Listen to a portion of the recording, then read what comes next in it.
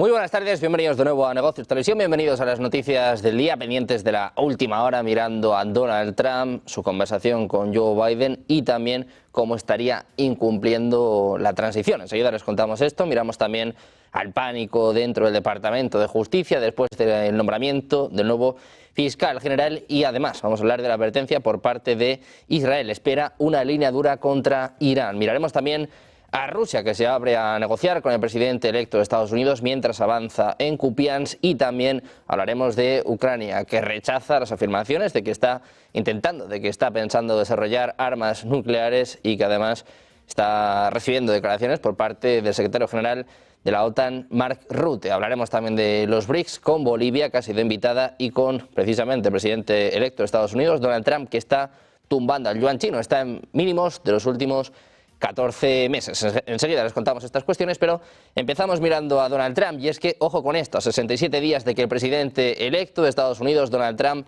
preste su juramento, su administración está en espera todavía, estaría eludiendo el proceso oficial diseñado para facilitar la transferencia de control sobre la enorme burocracia federal. El equipo de transición de Trump ha dicho a Axios que todavía están discutiendo los acuerdos necesarios para iniciar la transición. Por ahora, los futuros funcionarios de su administración no tendrán acceso a las agencias que pronto dirigirán, o a sistemas de comunicaciones seguras o potencialmente informes y autorizaciones de seguridad. Hasta ahora el equipo de Trump se ha negado a firmar acuerdos que lo obligarían a revelar quiénes son sus donantes y comprometerse a evitar conflictos de intereses. El proceso de transición está diseñado de tal forma que el ganador obtiene rápidamente acceso a espacio de oficina, financiamiento federal y personal y sistemas gubernamentales, además de otras transiciones presidenciales recientes, incluidas la de Trump en 2016, lo comenzaron mucho antes del día de las elecciones. Trump le dijo a Biden cuando se reunieron este miércoles en la transición en la Casa Blanca, decía que la transición será tan fluida como sea posible. Sin embargo, sin los acuerdos establecidos, los expertos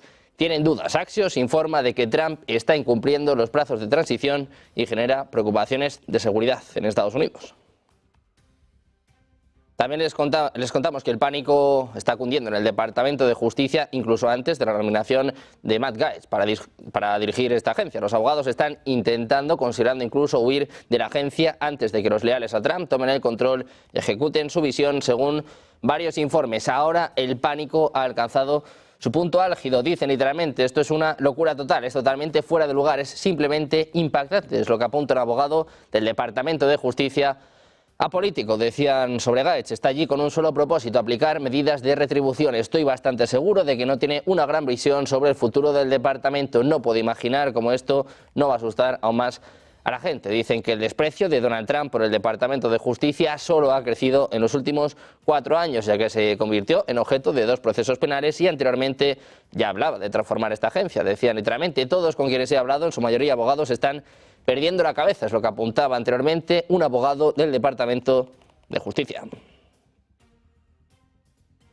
También hablamos de otro de los protagonistas de las últimas semanas, del magnate sudafricano Elon Musk. Recientemente, como saben, fue nombrado por el presidente electo de Estados Unidos, Donald Trump, como parte de su nueva administración, en la que, junto con el empresario Bibi Ramaswamy, dirigirá el nuevo Departamento de Eficiencia Gubernamental. La cercanía entre el CEO de Tesla y SpaceX con el futuro presidente ha sido evidenciada en varios escenarios políticos, pero fuentes cercanas al círculo íntimo de Trump confiesan que Musk está sobrepasando. Dicen, se comporta como si fuera copresidente y se asegura de que todos lo sepan. Es lo que apuntaba una fuente anónima citada por NBC News. Según la fuente, el multimillonario tecnológico se está atribuyendo mucho mérito por la victoria del presidente. Dicen que alardea de America PAC, el comité de apoyo a Trump, creado por Musk, y además también dicen que saca pecho sobre X ante cualquiera que lo escuche. Dicen que está intentando hacer que el presidente Trump se sienta en deuda con él. La permanente presencia del magnate en Mar-a-Lago, en la residencia de Trump en Florida, y su involucramiento en conversaciones sensibles ha empezado a molestar a las personas cercanas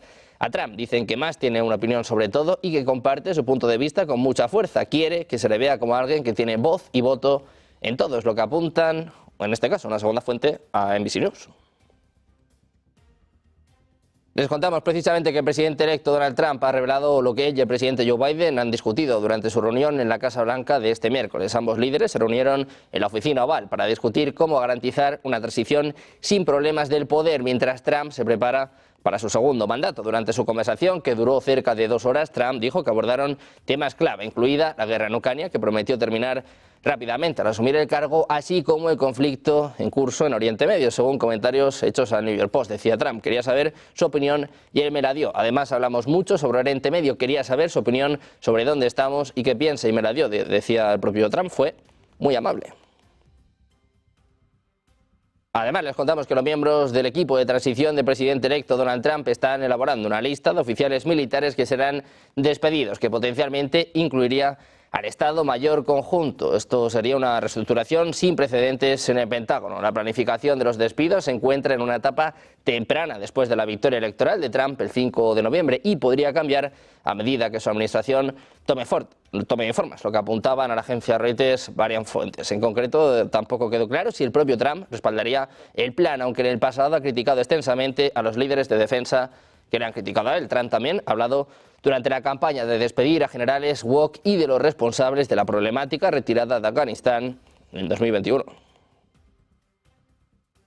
Trump, que por su parte ha elegido a Tulsi Gabbard, es congresista demócrata de Hawái, como directora de inteligencia nacional en su segunda administración. Gabbard es conocida por sus opiniones prorrusas que incluyen culpar a la OTAN y a la administración de Joe Biden por el conflicto en Ucrania. También ha afirmado que el dictador sirio Bashar al-Assad no es un enemigo de Estados Unidos. Gabbard se presentó a las primarias presidenciales demócratas en 2020 desde la extrema izquierda del partido, pero desde entonces abrazó a Trump y a los republicanos. Decía el propio Trump, sé que Tulsi aportará a nuestra comunidad de inteligencia el espíritu intrépido que ha definido su ilustre carrera defendiendo nuestros derechos constitucionales y asegurando la paz a través de la fuerza.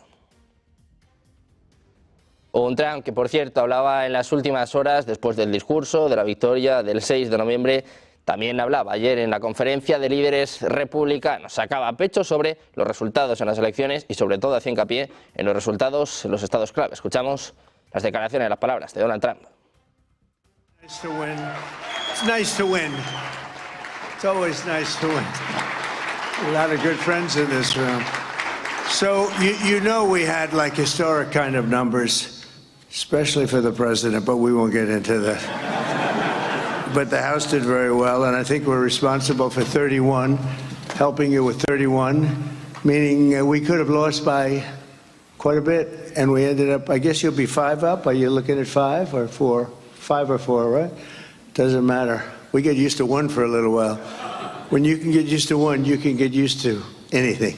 So I just want to thank everybody. You've been incredible. We worked with a lot of you to get you in, and you helped me, and you helped me too. And my numbers were, so they say, the 129 years is the most important election in 129 years. That's pretty good. I said, who is the 129 years? What was that, Doc Ronnie? Who was 129 years ago? I'd never looked because it started at being 100. And then they upped it to that, but it's a great compliment. We won the majority by 7.1 million. We won, which is great, because Republicans aren't supposed to be winning the majority, Marjorie. You know that, right? And we won that, and we won it every way, all 7 swing states by a lot. And then Michigan was great, couldn't be better, I'll tell you. Michigan was great, and we had a couple of people, almost New Jersey is right, just a few points. It's got them very worried because they say, well, next time if we go up even a fraction of what we went up, you're going to win New York, you're going to win New Jersey, you're going to win places that weren't winnable. Y hablamos de otro de los nombres propios de esta nueva administración de Donald Trump, el senador por Florida, Marco Rubio, nominado por el presidente electo de Estados Unidos para el cargo de secretario de Estado en su futura administración. Dice Rubio que pretende lograr la paz mediante la fuerza, es lo que afirmaba en su cuenta de X. Dice que dirigir el Departamento de Estados Unidos es una enorme responsabilidad y que se siente honrado por la confianza que el presidente Trump ha depositado en él, lo que escribía el propio Rubio. Además, prometió que trabajará todos los días para llevar adelante la agenda de política exterior del futuro mandatario. Decía, bajo el liderazgo del presidente Trump lograremos la paz mediante la fuerza y siempre pondremos los intereses de los estadounidenses y de Estados Unidos por encima de todo lo demás. Además, el senador expresó la esperanza de que su nominación sea confirmada por el Senado de Estados Unidos para que el presidente tenga su equipo de seguridad nacional y política exterior listo cuando asuma el cargo el 20 de enero. También miramos en este caso al encuentro que tuvo lugar en la Casa Blanca con Biden, que recibía a Trump con buen tono, buenas palabras y garantizando una transición tranquila. 2 horas de reunión tras la cual Trump ha vuelto a su casa. Joe Biden ha reiterado a republicanos su opinión de que el apoyo de Estados Unidos a Ucrania debe continuar de manera continua en su guerra con Rusia y que además favorece los intereses de la seguridad nacional de Estados Unidos. Una reunión en el despacho Oval por primera vez desde la victoria electoral de Trump la semana pasada. Por su parte, Trump agradecía las buenas palabras de Joe Biden. Les escuchamos. Thank you very much. And politics is tough.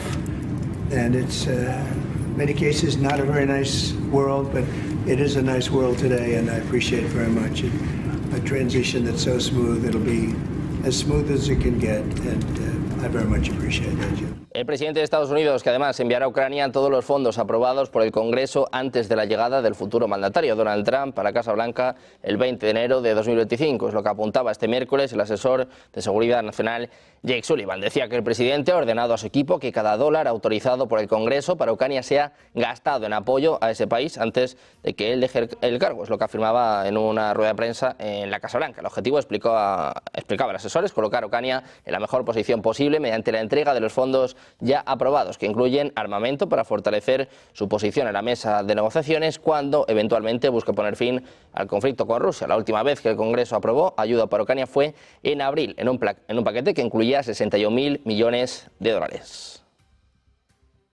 También miramos al secretario de Estado, Antony Blinken, ha anunciado que cada dólar que tengan a su disposición se va a destinar a ayuda a Ucrania a defenderse antes de que Donald Trump asuma el cargo. Escuchamos a Blinken. Ukraine, as I said, the president is determined that we push every dollar out the door that we have at our disposal, notably from the $61 billion supplemental that was passed on a bipartisan basis by Congress some months ago. And we're on track to do exactly that. So the drawdowns that we can do from our military equipment, they will go forward. Obligating funds, that will go forward.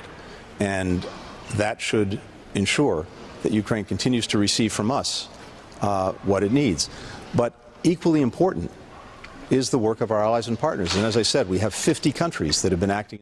Blinken dijo a los periodistas que la administración Biden estaba trabajando para garantizar que Ucrania tenga todo lo que necesita para defenderse eficazmente. Además de los 8.500 millones en asistencia de seguridad en los últimos meses, Blinken agregó que Biden está comprometido a garantizar que cada dólar que tengan a su disposición se gaste entre ahora y el 20 de enero.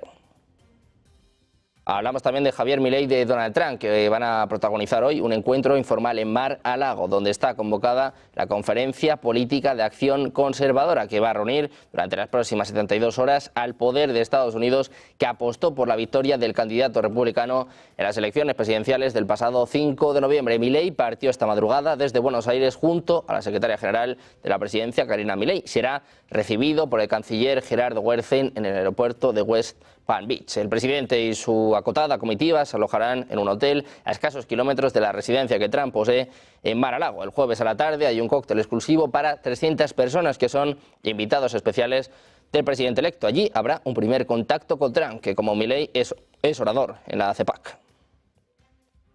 Por su parte, Rusia está abierta a negociar el fin de la guerra en Ucrania si la inicia el presidente electo de Estados Unidos, Donald Trump, pero cualquier conversación debe basarse en las realidades de los avances rusos. Es lo que apunta este jueves a periodistas el embajador de Moscú ante la ONU en Ginebra. Trump ha criticado repetidamente la magnitud de la ayuda occidental a Kiev y ha prometido poner fin al conflicto rápidamente. Su victoria en las elecciones presidenciales del 5 de noviembre ha suscitado inquietud en Kiev y en otras capitales europeas sobre el grado de compromiso futuro de Estados Unidos con la ayuda a Ucrania. Trump, decía Rusia, prometió resolver la crisis ucraniana de la noche a la mañana. Decía, bien, seamos realistas, por supuesto, entendemos que eso nunca sucederá, lo que apuntaba Gennady Gatilov, embajador de Rusia ante las Naciones Unidas en Ginebra, pero añadía, eso sí, si inicia o sugiere algo para iniciar el proceso político será bienvenido. Agregó que cualquier negociación de ese tipo debe basarse en lo que llamó las realidades sobre el terreno y describió a Ucrania como un país que está a la defensiva en un conflicto que dura más de 2 años. También hablaba sobre esta cuestión el secretario de prensa presidencial ruso, Dmitry Peskov. Informó que no hubo contactos con representantes de la nueva administración de Estados Unidos. Decía Peskov, aún no ha habido contactos, así respondía en una sesión informativa. Dice además que Putin considera absolutamente correcto y justo aumentar el apoyo a los participantes de la guerra en Ucrania y que Rusia y Estados Unidos tienen muchos temas irritantes para discutir, que sería un error señalar uno específico. Además hablaba sobre el posible regreso de fabricantes de automóviles europeos a Rusia, señalando que los rusos deberían recibir productos de mejor calidad por menos dinero. Decía además que Putin discutió en detalle con los jefes de todos los departamentos la implementación del decreto sobre apoyo al personal militar. También hablamos del FBI, que ha anunciado que su investigación sobre actividades cibernéticas patrocinadas por el gobierno chino ha revelado una extensa campaña de ciberespionaje dirigida a múltiples redes de telecomunicaciones en Estados Unidos. Hackers vinculados a Pekín han comprometido los sistemas de empresas de telecomunicaciones para acceder a registros de llamadas e interceptar comunicaciones privadas de varias personas estadounidenses, particularmente aquellas involucradas en actividades gubernamentales y políticas. El FBI y la Agencia de Seguridad de Infraestructura y Ciberseguridad informaron conjuntamente sobre estos hallazgos, lo que pone de relieve el amplio alcance de esta campaña. Aunque no se revelaron objetivos específicos, los funcionarios señalaron que muchas de las personas afectadas están estrechamente vinculadas a las esferas gubernamentales y políticas. Pendientes precisamente de China, que se prepara para una guerra comercial con Estados Unidos, Israel, que quiere una línea dura contra Irán. Hacemos una pausa, 2 minutos, y se lo contamos enseguida en Negocios Televisión.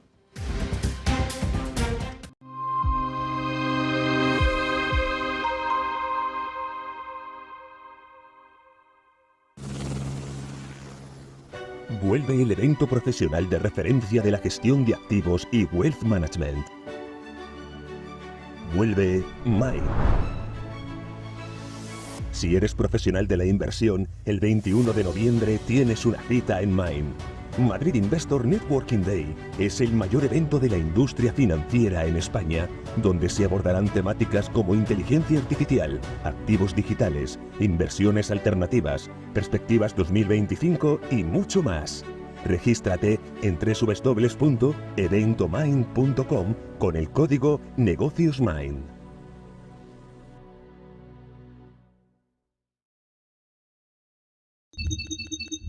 Invertir con cabeza tranquiliza tu corazón. Fondos Dunas Capital. Buena rentabilidad sin sobresaltos. Una gestión innovadora y flexible que prioriza la preservación de tu capital. Invierte tranquilamente en Dunas Capital. ¿Te preocupa que tu inquilino no pague el alquiler? Sabemos que esto puede ser un desafío. Aunque los gastos son fáciles de calcular, el verdadero reto es gestionar la falta de pago por parte del inquilino. SEAC te ofrece una garantía de renta asegurada hasta que recuperes tu vivienda, pase el tiempo que pase. Relájate. SEAC se encarga de todo. Alquila tranquilo. SEAC responde. ¿Qué cuento quieres hoy? ¿Te cuento uno de los míos? ¿El del farmacéutico? ¿O el de María, la abogada? El de Ana, la arquitecta. Vale. Eres una niña que soñaba con crear los edificios más impresionantes de la Tierra. Se pasaba el día dibujándolos. Sabía que algún día acabarían llegando a lo más alto de cada ciudad. Y que cualquier persona... Cada profesional tiene detrás una historia increíble. Creer en ella es lo que de verdad cuenta. Arquia Banca, el banco de los profesionales. Silver Gold Patrimonio nace en 2018 con el objetivo de innovar en el mercado de los metales preciosos de inversión, ofreciendo nuevas alternativas para que cualquier persona, familia o empresa pueda entrar en el fantástico mundo de los metales de inversión de forma sencilla y acompañada por consultores expertos en el sector. Silver Gold Patrimonio quiere avanzar contigo.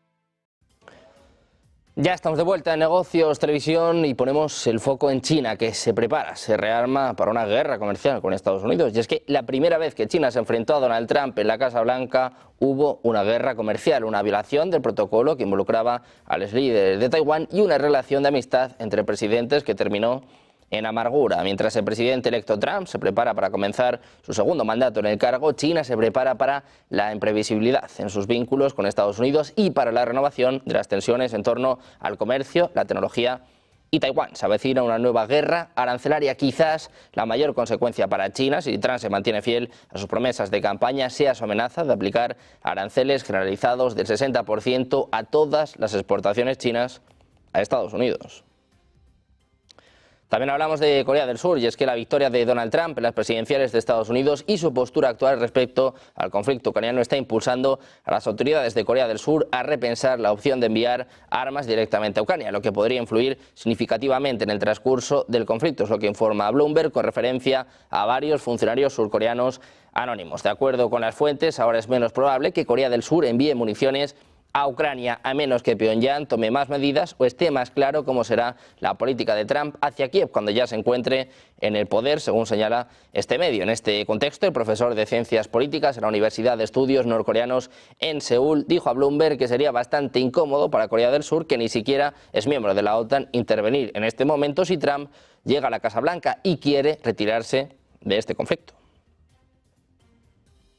Hablamos ahora de Israel, que espera que la administración entrante de Trump adopte una línea dura contra Irán y sus ambiciones nucleares, lo que creará una oportunidad para más acuerdos de paz con los vecinos árabes. Es lo que apunta el ministro de Energía, Eli Cohen. En una entrevista con Reuters también dijo que Israel está más cerca que nunca de alcanzar un acuerdo para poner fin a los combates en el Líbano y expulsar a Hezbollah de la frontera, al tiempo que insiste en que Israel mantiene el derecho a actuar militarmente en caso de que se viole su derecho. Hablamos ahora de Europa, y es que la Comisión Europea ha aprobado este miércoles el segundo pago regular de 4.100 millones de euros del total de 50.000 que la Unión Europea va a abonar a Ucrania en subvenciones y préstamos hasta 2027 para apoyar la estabilidad macrofinanciera del país y el funcionamiento de su administración pública, una decisión que también debe recibir el apoyo de los 27. Esta decisión elevará a 16.100 millones de euros el total de fondos desembolsados en 2024 en el marco del Plan Ucrania y se suma además al primer tramo de 4.000 millones que ya recibió Kiev. Precisamente mirando a Europa, Josep Borrell ha dicho que ha estado en Kiev y que ha visto la situación. Dice que Estados Unidos aporta un 25% más que Europa y que si queremos ponernos a ese nivel se nos va de las manos el gasto. Escuchamos las declaraciones de Borrell. Estados Unidos aporta aproximadamente un 25% más que nosotros en términos militares, un 25% más. Sustituir a Estados Unidos representaría, por tanto, un esfuerzo financiero e industrial considerable que obligaría a plantearnos de nuevo cuestiones que ya hemos debatido, como qué hacer con los fondos congelados de Rusia, cuyos rendimientos hemos decidido tomar para ayudar a financiar la industria ucraniana de la defensa y que, sin embargo, no serían suficientes. Entraríamos de lleno en una cuestión nuclear debatida y no resuelta, pero que se pondrá sobre la mesa seguramente cuál es qué hacer no con los rendimientos del capital, sino con el capital mismo. La situación militar no es fácil, con altas bajas por los dos lados, pero debemos evitar una solución diplomática que margine. Y también hablamos de la OTAN con el secretario general Mark Rutte, que ha pedido ayuda urgente a Ucrania antes del invierno que Rusia, en su opinión, volverá a utilizar como armas, lo que afirmaba en una conferencia de prensa en la base militar de Adazi, donde la OTAN desplegó su brigada multinacional bajo mando canadiense para enfrentar a Rusia. Un Rutte que dice que es Ucrania la que decide si habla con Rusia o no. Escuchamos. To Ukraine remains critical. This is what we discussed. Now, throughout the coming winter, but also for the long term if necessary. We have to make sure that defense aid will keep flowing to Ukraine and that we are able to get them from a position where they are losing territory, that they are able to stabilize the front and then to win back from the Russians what they have lost. The war has taken a dangerous new turn with North Korean troops now being deployed to Russia. And this is not for free. Putin, our friend in Moscow, he is paying for this. He is paying for this by not only money, but also by technology.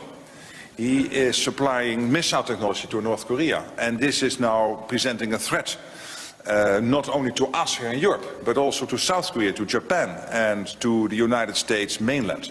And of course, China is part of the war effort by sanction circumvention, by dual-use goods. He has a close relationship with Iran, and he is getting military aid from Iran to help him in the war effort against Ukraine. But he is paying in money, and that money is being spent by Iran on continuing its negative influence in the Middle East and beyond. So this is getting more and more a situation where the Euro-Atlantic and the Indo-Pacific really have to be seen as one theater. And not as two separate ones. And that's why we have that strong relationship with Japan, South Korea, but also with Australia, New Zealand, and of course with the European Union. And our security, therefore, now more and more. Rutte, que ha advertido también una vez más a los países de la OTAN que tendrían que gastar significativamente más del 2% en defensa para apoyar a Ucrania y la seguridad de la OTAN. Miramos a Rusia.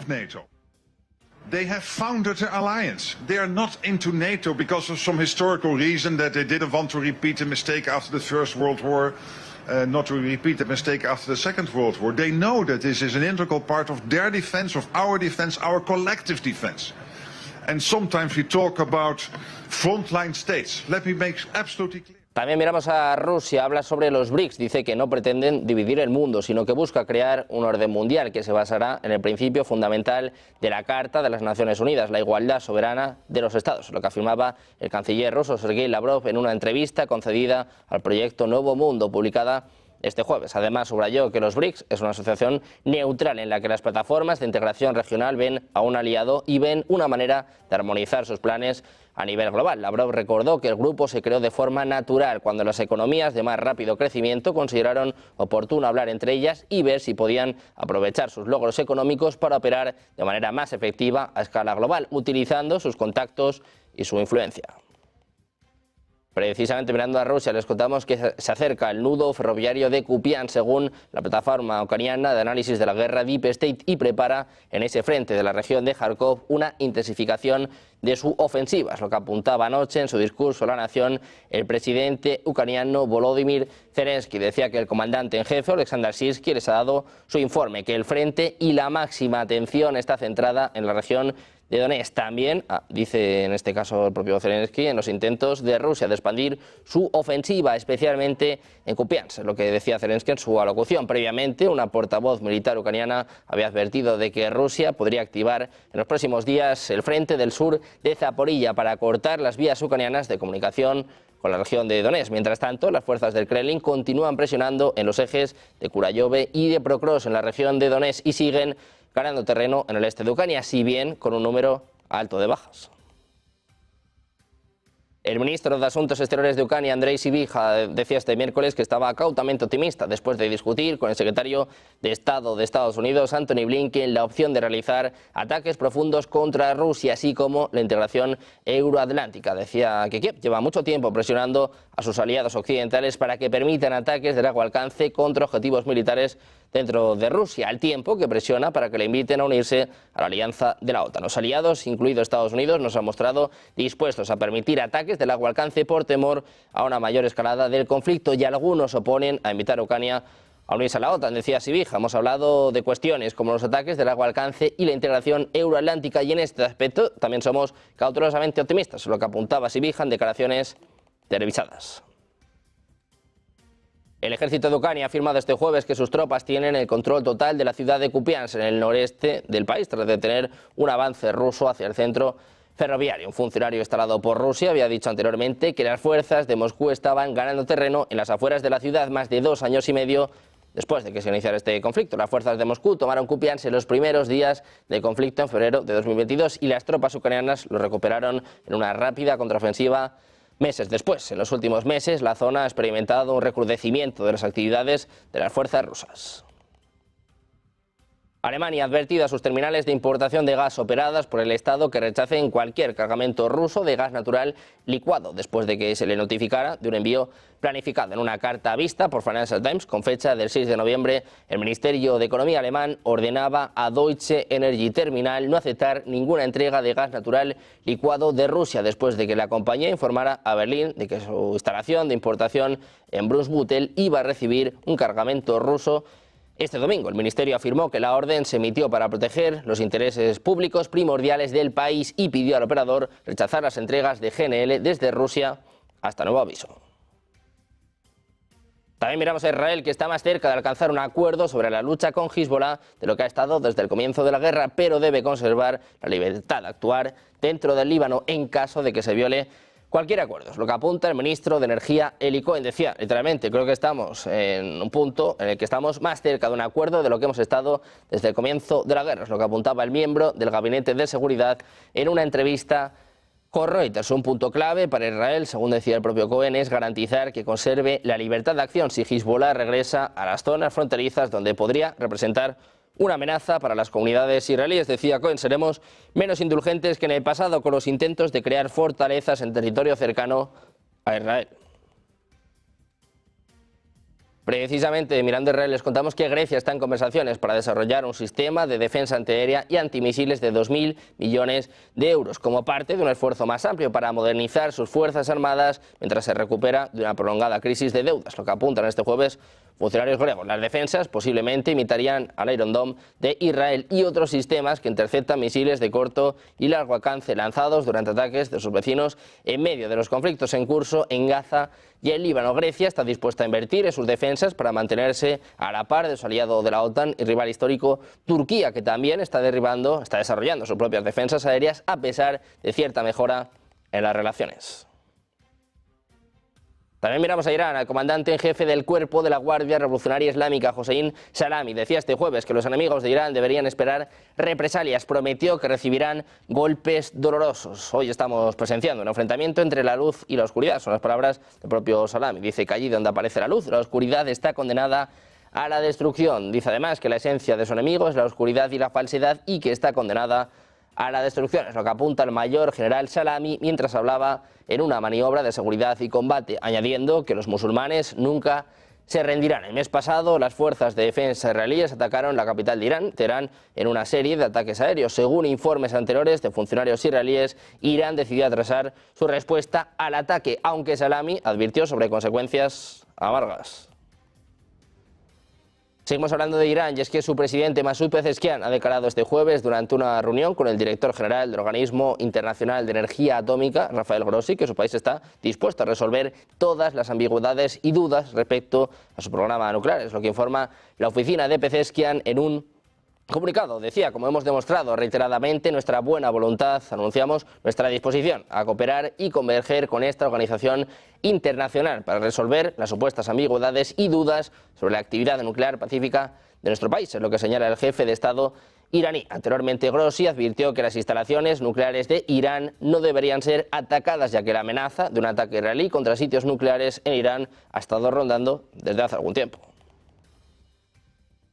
Hablamos ahora de los BRICS, y es que la moneda local de China, precisamente, miembro de la alianza, el yuan, ha caído en aguas desconocidas después de la victoria electoral de Trump a principios de este mes. El yuan chino ha caído a su mínimo de 14 meses después de que Trump recuperara la Casa Blanca al derrotar a su rival demócrata Kamala Harris. Las monedas locales ahora están bajo presión, ya que el índice DXY, que sigue el desempeño del dólar de Estados Unidos, se disparó a 107 este jueves. El dólar estadounidense subía a 0,51 puntos este jueves, con un avance del 0,48% en las operaciones del día. El fortalecimiento del dólar de Estados Unidos está haciendo que las monedas locales caigan a nuevos mínimos anuales. Una recuperación a partir de aquí podría ser difícil, ya que el mercado estadounidense en general sigue en una fase alcista llena de optimismo. Por lo tanto, las monedas locales de las naciones BRICS, como por ejemplo el yuan chino, están bajo presión después de la victoria de Trump. Un Trump que dijo recientemente en una entrevista que si los BRICS intentan regular el comercio en yuanes chinos y no en dólares estadounidenses, se aplicará un arancel del 100% a todos los bienes que entren en Estados Unidos. La economía china se basa en las exportaciones y pagar impuestos adicionales por los bienes que entraran en Estados Unidos solo perjudicaría a su economía. El impacto inflacionario de los aranceles complicaría la situación financiera de la nación. También hablamos de Argentina. El presidente argentino Javier Milei estaría considerando retirar a Buenos Aires del Acuerdo Climático de París, siguiendo la línea de Donald Trump. Es lo que informa una fuente a The Washington Post este jueves. Esta semana, el presidente de Argentina retiró a la delegación del país de la actual cumbre climática COP29 de las Naciones Unidas en Bakú. en Azerbaiyán. Lo comentó la incertidumbre sobre el compromiso de Buenos Aires con el Acuerdo Climático de París. El presidente electo, Donald Trump, anteriormente describía este Acuerdo de París como la mayor estafa y prometió retirar a Estados Unidos del acuerdo por segunda vez. Trump convirtió a Estados Unidos en el primer país en salir del acuerdo climático. La posible decisión de retirar a Argentina del acuerdo indicaría el fuerte apoyo de Javier Milei a las políticas de Donald Trump. Pendientes de Donald Trump, del conflicto en Ucrania, de Rusia, que se habrá a negociar. También, por supuesto, mirando Oriente Medio, hacemos una pausa, 2 minutos, y enseguida seguimos con el análisis, con los expertos en Negocios Televisión.